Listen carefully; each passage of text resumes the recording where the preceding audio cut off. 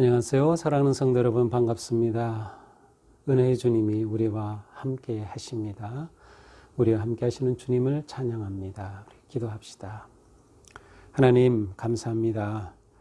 오늘도 새날을 주시고 저희들에게 또 하루의 생명을 연장하여 주셨습니다.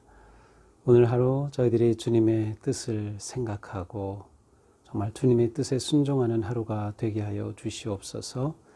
혼란한 세상 속에서도 하나님의 뜻을 분별하며 또 우리가 걸어가야 할 길이 어떠한 길인지 분별하여 찾아갈 수 있도록 성령님 도우시고 인도하여 주시옵소서. 예수님 이름으로 기도합니다. 아멘. 네, 오늘 말씀은 역대하 21장입니다. 1절부터 20절까지 전체인데요. 제가 오늘 말씀은 좀 읽기에는 길어서 그냥 1절부터 이렇게 한 절씩 읽으면서 곧장 말씀을 나누도록 하겠습니다. 자, 21장 1절입니다. 여호사밧이 그의 조상들과 함께 누움에 그의 조상들과 함께 자위성에 장사되고 그의 아들 여호람이 대신하여 왕이 되니라. 자, 이제 어제까지는 여호사밧에 관한 그러한 이야기를 쭉 보았습니다. 이 여호사밧은 훌륭한 점도 많이 있었지만 그러나 그는 끝까지 산당을 제거하지 않았다는 말씀도 나오고 또 그의 그 통치 기간 중 가장 좀 문제가 되었던 것은 북쪽의 왕 아합과 자기 아들 아합의 딸과 자기 아들을 결혼시키고 그리고 그 아합의 영향을 받는 거죠. 그래서 제가 말씀드린 것처럼 아합과 묶인 관계가 되는 것이 가장 큰 문제였습니다. 이제 오늘 21장부터 이어지는 것은 역시 이렇게 묶인 관계가 어떻게 계속해서 지속적으로 영향을 주는지를 이제 우리가 보게 됩니다. 자, 이제 여호사밧이 죽은 후에 그의 아들 여호람이 이제 왕이 되었습니다. 여호람은 이제 여호사밧의 맏아들 장자였죠. 자, 그는 이제 장자로서 왕이 되었는데 그의 동생들이 여럿이 있었습니다. 2절에 보니까 동생들이 아사랴, 여히엘, 스가랴, 아사랴 똑같이 나오네요. 또 미가엘, 스바디아 이렇게 6명의 동생들이 있었습니다. 아버지는 죽으면서 이 동생들에게 물론 이제 이 아들 여호람에게는 왕위를 물려주어서 여호람이 그 유다의 5대 왕이 되었지만 동생들에게도 물려준 것이 있습니다. 3절에 보니까 그들에게 은금, 보물, 또 유다의 견고한 성읍들을 선물로 후히 주었고 이제 여호람은 장자이므로 왕위를 주었다. 자, 이렇게 해서 여호람이 유다의 5대 왕으로 등극하게 됩니다. 그는 32세에 왕이 되었고요. 그리고 8년간 통치하다가 40세에 세상을 떠나게 됩니다. 이제 뒤에 그러한 내용들이 나오고 있는데요. 동생들은 이처럼 이제 아버지가 후하게 또 재물과 또 성읍을 맡겨서 그들을 그 아들들을 그렇게 세워주고 세상을 떠납니다. 자, 그런데 4절에 보니까 여호람이 이제 자기가 왕국을 통치하게 되면서 어떻게 합니까? 그의 모든 아우들과 이스라엘 방백들 중 몇 사람을 칼로 죽였더라. 참 비참한 일이 일어나죠. 여호람이 왕이 되더니 동생들 6을 모두 죽였습니다. 엄청난 대학살 사건이 일어난 것이죠. 그때가 32세, 33세인데 동생들은 다 어렸겠죠. 전부 20대 였을 것 같습니다. 이러한 끔찍한 사건이 일어납니다. 결국 이 여호람은 그의 통치가 올바르지 못했습니다. 6절에 보니까 그가 이스라엘 왕들의 길로 행하여 아합의 집과 같이 하였으니 결국 그가 걸었던 왕의 길은 이스라엘의 길. 여기서 이스라엘은 북이스라엘을 말하죠. 북이스라엘의 길은 하나님을 배반한 길입니다. 또 아합의 길 역시 최악의 길이죠. 하나님을 배반한 길을 선택하였어요. 그래서 하나님 보시기에 악을 행하였습니다. 하지만 7절에 보니까 하나님께서는 이러한 아주 사악한 그러한 여호람인데 완전히 이 왕조를 멸망시키지는 않으셨다. 그 이유는 하나님께서 다윗과 더불어 언약을 세우신 것을 기억하셔서 그러니까 하나님은 여전히 자비로우신 하나님이시라 다윗과 맺은 그 언약을 기억하셔서 이 여호람으로 완전히 다윗 왕조를 끝내지는 않으셨습니다. 하지만 여호람은 통치 기간 내내 문제와 또 실패와 고통만 가져옵니다. 8절에 보니까 여호람 때에 에돔이 배반을 합니다. 에돔은 이전까지는 이제 유다의 속국이었죠. 그런데 이 에돔이 배반을 하니까 이 여호람이 그 에돔을 치러 원정을 떠납니다. 전쟁을 일으켜서 원정을 떠났지만 결국 실패합니다.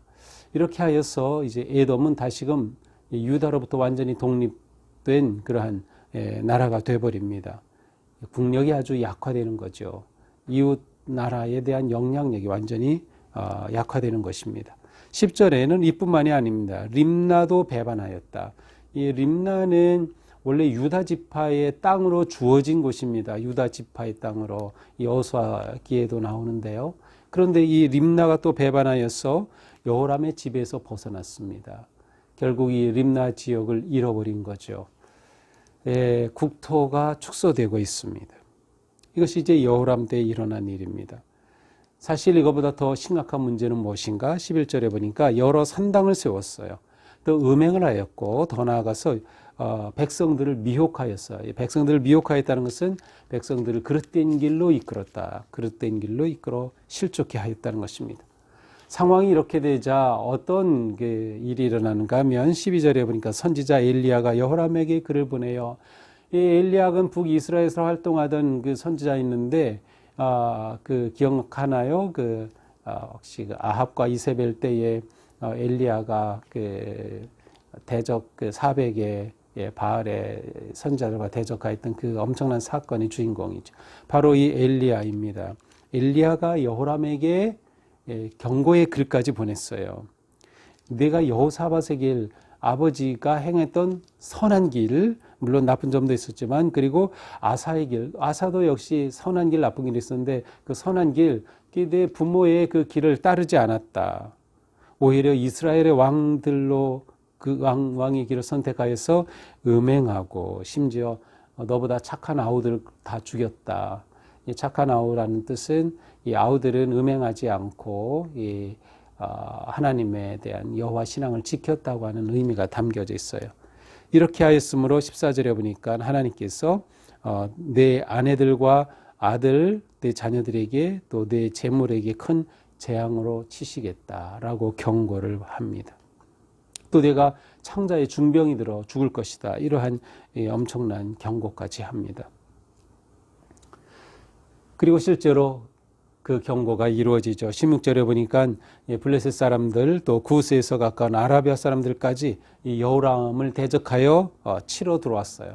그래서 꼼짝없이 당하고 결국 그들이 들어와서 유다를 침략하고 유다 궁궐까지 다 침략하면서 바로 이 여호람의 아들들과 아내들을 데려다가 다 죽이는 그러한 끔찍한 사건이 일어납니다. 더 나아가서 엘리야가 말한 대로 여호람 자신은 중병에 걸립니다. 그리고 이 중병이 걸린 지 2년 만에 2년이 지난 후에 예언 그대로 창자에 병이 생겨서 창자가 흘러나오는 그러한 아주 악질 병에 걸려 결국 세상을 떠나게 됩니다. 그가 세상을 떠났을 때 백성들은 그에게 분향하지 아니하였습니다. 그리고 그는 다윗 성에 장사되긴 했지만 열왕의 묘실에는 모셔지지 않았습니다. 아주 비참한 최후를 맞이하게 되죠. 자, 오늘 이 말씀은 바로 유다왕 5대왕 여호람에 관한 이야기입니다. 좀 전체적으로 어두운 부정적인 그러한 이야기로 가득 차 있음을 볼 수 있습니다. 자, 오늘 말씀을 보면서 우리는 이러한 그 여호람의 불행의 시작은 아버지 때부터 시작되었다. 여호사밧. 이 여호사밧이 여호람을 그 아합의 딸 아달랴와 결혼시켰습니다. 이렇게 해서 아합과 가까이 보내고 이 북이스라엘 아주 하나님 앞에 악한 왕조와 연결되고 계속 그들과 이 잘못된 관계, 묶인 관계가 시작이 되다 보니까 그 영향을 계속 받는 거죠. 이 아합의 딸과 결혼했으니 이 우상을 섬기던 이 그대로 이제 그 여호람은 그 아내의 영향을 받게 됩니다. 실제로 오늘 이 역대하에는 없지만 이제 열왕기하 11장에 보면 심지어 여호람이 바알의 제단을 쌓았고요. 그리고 바알 제사장까지 두었어요. 이 남유다의 말이죠. 예루살렘의 말이죠. 이게 말이 됩니까? 이러한 그 극심한 신앙적인 타락의 길로 가게 되었던 것이죠. 우리는 이러한 모습을 보면서 우리가 다음 세대를 거룩하게 세워가야 한다는 그런 큰 사명감을 가지게 됩니다. 우리가 선택하는 길이 다음 세대에 영향을 미친다. 그러니까 우리가 바른 길을 선택하고 하나님의 길을, 여호와의 길을 선택하여 우리의 자녀들이 그 길을 걷도록 인도해야 한다. 그래서 우리 모두 우리의 가정이, 우리의 자녀들이 정말 거룩한 믿음의 가정, 믿음의 명가문을 세워갈 수 있는 우리 모두가 되어야 할 것입니다. 또한 우리는 여호람도 역시 길을 잘못 선택했다. 그 앞에는 선한 길과 악한 길이 놓여 있었습니다. 그러나 그는 악한 길을 택하고 말았습니다. 엘리야가 와서 경고를 하였지만 그에게 주어졌던 회개의 기회를 놓치고 말았습니다.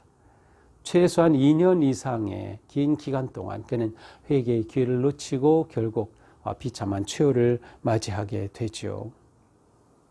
그는 결국 하나님을 잡지 못했습니다.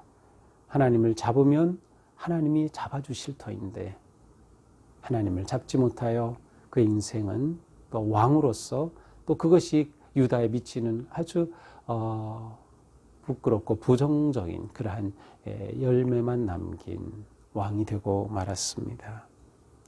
하나님을 잡지 못한 결과이죠. 우리의 삶이 오늘 하루도 하나님을 잡아야 하겠다. 또 우리가 선택하는 길이 바른 길, 의로운 길, 하나님을 따르는 그런 길이 되어서 오늘 걷는 우리 인생길이 생명의 길, 또 복된 은혜의 길 되기를 주님의 이름으로 축복합니다. 기도합시다. 하나님, 여호람의 행적은 부정적이고 타락하고 하나님을 배반한 길이었으며 그의 최후도 또한 심판으로 마감하고 말았습니다. 이러한 부끄럽고 또 부정적인 모습을 보면서 저희들도 또 두려운 마음을 느낍니다. 저희들이 다음 세대를 잘 세워갈 수 있도록, 다음 세대가 하나님의 길을 걷고 믿음의 세대가 될 수 있도록 저희들이 오늘 선택하는 길이 여호와의 길이 되게 하여 주시고 언제나 하나님을 잡을 수 있도록 또 하나님의 거룩한 길을 선택할 수 있도록 성령님께서 저희들을 인도하여 주시옵소서. 예수님 이름으로 기도합니다. 아멘. 네, 오늘도 주님의 은혜 가운데 복된 하루가 되기를 바랍니다. 또 주말 은혜 가운데 잘 맞이하시고요. 또 코로나가 더 극성인데 감염 예방 수칙 잘 지키시고 늘 마음에 하나님을 향한 기도가 멈추지 말기를 바랍니다. 사랑하고 축복합니다.